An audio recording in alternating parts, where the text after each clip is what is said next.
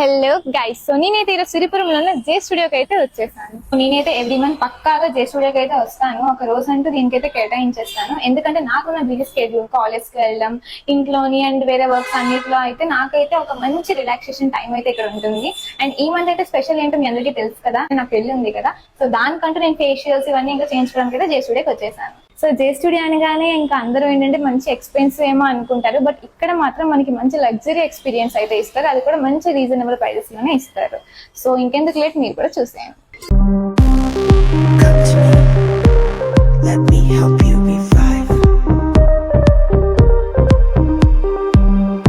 Let me guide you to revive the light.